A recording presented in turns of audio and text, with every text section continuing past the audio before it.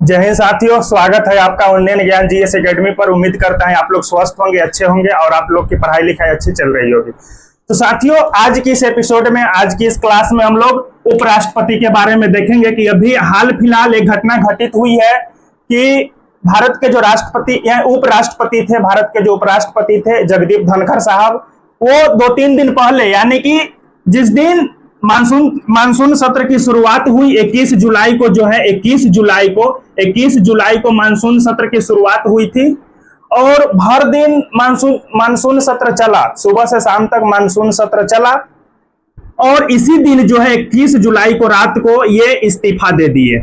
ये जगदीप धनखड़ साहब जो थे, भारत के उपराष्ट्रपति के पद पर थे, ये जो है इस्तीफा दे दिए। ठीक, तो इसके पीछे, इस इस्तीफे के पीछे का कारण क्या है, वो इस्तीफा क्यों दिए, इसके पीछे तमाम बिंदुओं पर जो है आज हम लोग चर्चा करेंगे। ये जो है देश में एक समाचार बना हुआ है, एक न्यूज बना हुआ है, एक मुद्दा बना हुआ है कि आखिर उनको त्याग पत्र देने का जरूरी क्या था।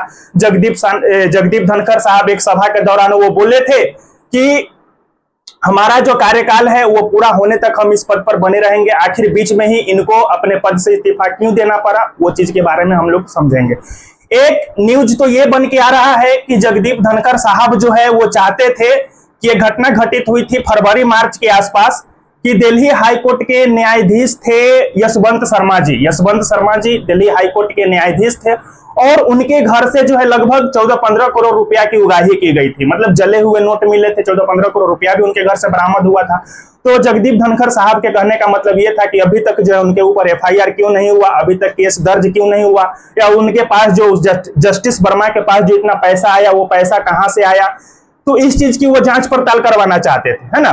तो सुप्रीम कोर्ट या हाई कोर्ट के मुख्य न्यायाधीश जो होते हैं और उसको जांच पड़ताल करवाने के लिए ये भी नियम है कि जांच करवाने के लिए जो है संसद से एक प्रस्ताव पारित करवाना होता है और संसद से जब प्रस्ताव पारित होता है और वो प्रस्ताव जिस सदन में जाता है, सबसे पहले जिस सदन में गया उसी सदन का जो सभापति होता है वो टीम संगठित करता है। तो जगदीप धनखड़ साहब का कहना यह था कि जस्टिस वर्मा यानी कि यशवंत वर्मा के खिलाफ जो टीम गठित होगा और उनके ऊपर जो जांच की जाएगी कि आखिर उनके पास इतना पैसा आया कहां से, तो ये जांच करवाना चाहते थे जगदीप धनखड़ साहब। और ये इनके मन में ये था कि ये प्रस्ताव जो है सबसे पहले राज्यसभा में आए, क्योंकि राज्यसभा का जो है पदेन सभापति उपराष्ट्रपति होता है। तो इनका कहने का मतलब ये था कि ये प्रस्ताव सबसे पहले राज्यसभा में आए और हम टीम गठित करें और मेरे माध्यम से जांच हो। लेकिन वो प्रस्ताव जो है राज्यसभा में ना आकर के लोकसभा में चला गया और लोकसभा के अध्यक्ष जो ओम बिरला साहब थे अब वो टीम गठित करते। तो एक तो खबर बन के ये आ रही है कि उस प्रस्ताव का राज्यसभा में न जाना, एक ये भी खबर है। और एक खबर ये भी वायरल हो रहा है, सुनने में आ रहा है कि बिहार में चुनाव होने वाला है। बिहार में जो है विधानसभा के चुनाव अक्टूबर-नवंबर के महीने में होने वाली है और इस चुनाव से 2-3 महीना पहले जो है उपराष्ट्रपति को इस्तीफा देना एक बहुत बड़ी राजनीतिक उथल पुथल की ओर संकेत करती है। और न्यूज ये भी बन रहा है कि हो सकता है नीतीश कुमार को जो है भारत का उपराष्ट्रपति बनाया जाए। अगर नीतीश कुमार जी भारत के उपराष्ट्रपति बन जाएंगे तब तो फिर उनका राजनीतिक से कहानी खत्म हो जाएगा, क्योंकि राष्ट्रपति या उपराष्ट्रपति जो ही व्यक्ति बनता है वो फिर मतलब उससे निम्न पद, मतलब राष्ट्रपति जो एक होता है या उपराष्ट्रपति जो होता है भारत का एक अध्यक्ष का पद होता है, बहुत ही माननीय पद होता है। और उस पद पर चले जाने के बाद जो है आप उससे निचले पद पर आप नहीं बने रह सकते हैं, नहीं बन सकते हैं। तो एक तो ये भी खबर आ रही है कि नीतीश कुमार जो है भारत के उपराष्ट्रपति होंगे। अब पता नहीं क्या होगा, नहीं होगा। जगदीप धनखड़ साहब जो है क्यों बीच में ही अपने कार्यकाल पूरा होने से पहले जो है इस्तीफा दिए, इसके पीछे का क्या कारण है, या तो वो पार्टी जाने या फिर जगदीप धनखड़ साहब जाने। ये बोल करके इस्तीफा दिए हैं कि मेरी जो है तबीयत अच्छी नहीं चल रही है, स्वास्थ्य संबंधी विवादों को लेकर के जो है इस्तीफा दिए। अब आइए जानते हैं उपराष्ट्रपति के पद के बारे में। संविधान में उपराष्ट्रपति का जो पद है ये अनुच्छेद 63 से लेकर के अनुच्छेद 70 तक जो है वर्णित है। अनुच्छेद 63 ये कहता है कि भारत में एक उपराष्ट्रपति होगा। अनुच्छेद 63 क्या कहता है कि भारत में है दोस्तों एक उपराष्ट्रपति का पद होगा। और उपराष्ट्रपति का जो पद होता है ये जो है अमेरिका के संविधान से लिया गया है। ये आपके एग्जाम के दृष्टि से भी महत्वपूर्ण है, क्योंकि हाल फिलहाल 2-3 दिन पहले जिस दिन मानसून सत्र की शुरुआत हुई थी 21 जुलाई को जगदीप धनखड़ साहब उपराष्ट्रपति पद से इस्तीफा दिए हैं। तो इस पद के बारे में तो आपके लिए जानना महत्वपूर्ण है कि नहीं? एकदम महत्वपूर्ण है। तो अनुच्छेद 63 कहता है भारत में एक उपराष्ट्रपति का पद होगा और उपराष्ट्रपति का पद कहां से लिया गया है?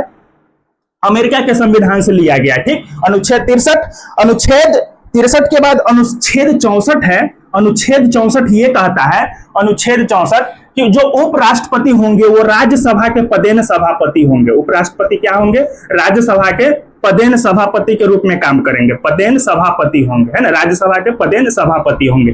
वहीं अनुच्छेद 64 के बाद अनुच्छेद 65 के बारे में जानेंगे। तो अनुच्छेद 65 क्या कहता है कि राष्ट्रपति के अनुपस्थिति में अगर राष्ट्रपति अनुपस्थित है यानी कि राष्ट्रपति अगर बीमार है, राष्ट्रपति जो है किसी दूसरे देश के भ्रमण पर गए हुए हैं, है ना, तो राष्ट्रपति के अनुपस्थिति में अगर राष्ट्रपति अनुपस्थित हैं तो राष्ट्रपति का जो पद है वो उपराष्ट्रपति संभालेंगे, ठीक। ये समझ गए, अनुच्छेद 65 समझ गए। अगर राष्ट्रपति अनुपस्थित है किसी कारणवश, या उनकी तबीयत खराब है, या वो सदन में नहीं आ रहे हैं, या किसी दूसरे विदेश यात्रा पर गए हुए हैं, तो राष्ट्रपति का जो काम होगा, राष्ट्रपति के पद पर उपराष्ट्रपति बने रहेंगे, ठीक। यानी कि कार्यवाहक राष्ट्रपति के तौर पर उपराष्ट्रपति जो है अपना कार्य संभालेंगे राष्ट्रपति का।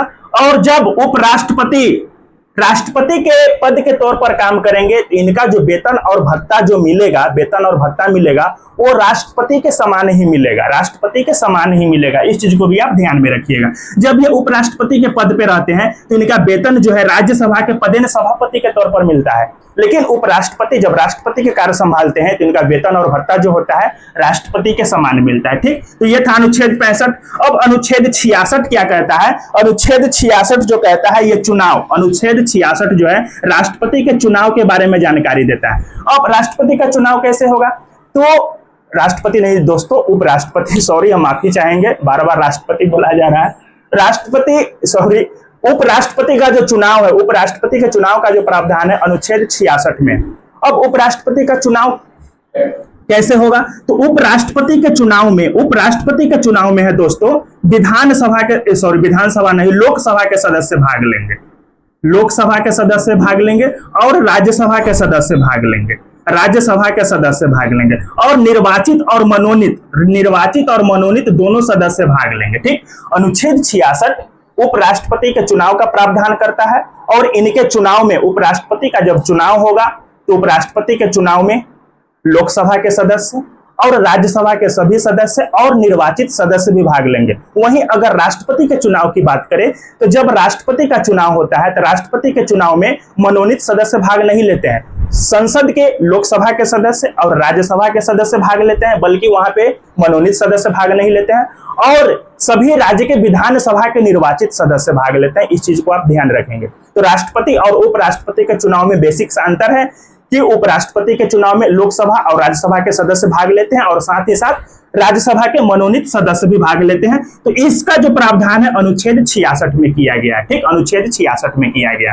अब अनुच्छेद 67 की बात करें तो अनुच्छेद 67 क्या कहता है? कार्यकाल के बारे में जानकारी देता है। अनुच्छेद 67 जो है कार्यकाल के बारे में जानकारी देता है और अनुच्छेद 67 ये कहता है कि उपराष्ट्रपति जिस दिन से वो अपने पद को ग्रहण करेंगे यानी कि शपथ लेंगे तो उस शपथ के दिन से आने वाले 5 साल तक वो अपने पद पर बने रहेंगे, ये अनुच्छेद 67 कहता है। वही अनुच्छेद 67 का ये क्या कहता है कि राष्ट्रपति जो है उपराष्ट्रपति जो है अनुच्छेद 67 के ए के तहत उपराष्ट्रपति राष्ट्रपति को पत्र लिख करके वो त्याग या इस्तीफा दे सकते हैं। अगर उपराष्ट्रपति के मन में ये आया कि हमको इस पद पे अब नहीं रहना है, हमको त्याग पत्र देना है या इस्तीफा देना है, किसी कारणवश स्वास्थ्य से रिलेटेड या किसी भी उनका कारण रहा हो, तो वो जो है अनुच्छेद 67 के ए के तहत एक राष्ट्रपति को अपना त्याग पत्र सौंपेंगे, एक पत्र लिखेंगे जिस पर उनका हस्ताक्षर होगा और राष्ट्रपति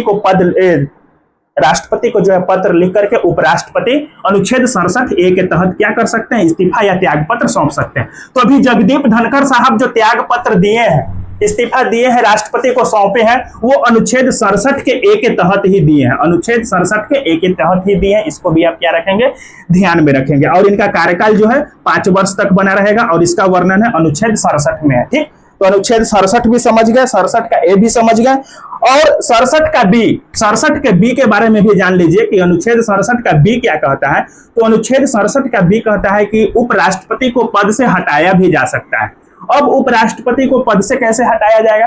तो उपराष्ट्रपति को पद से हटाने के लिए 14 दिन पहले उपराष्ट्रपति को सूचना देना होगा। 14 दिन पहले उपराष्ट्रपति को सूचना देना होगा और सूचना दे करके एक साधारण सा प्रस्ताव सबसे पहले राज्यसभा में पेश किया जाता है, क्योंकि उपराष्ट्रपति जो होते हैं राज्यसभा के पदेन सभापति होते हैं, इसलिए उपराष्ट्रपति को अगर पद से हटाना है तो सबसे पहले एक प्रस्ताव राज्यसभा में पेश किया जाएगा और राज्यसभा के अगर सभी सदस्य अगर साधारण बहुमत से उस प्रस्ताव को पारित कर देते हैं, उसके बाद जो है वो प्रस्ताव लोकसभा में जाएगा और अगर लोकसभा मंजूरी दे देता है तो फिर उपराष्ट्रपति को अपने पद से क्या करना होगा, हटना होगा। लेकिन ये काम करने से 14 दिन पहले उपराष्ट्रपति को सूचना दिया जाएगा। इसका जो है वर्णन 67 के बी में है, 67 के बी में। तो ये सब जो है पॉइंट इसको जो है आप ध्यान में रखेंगे। ठीक, अब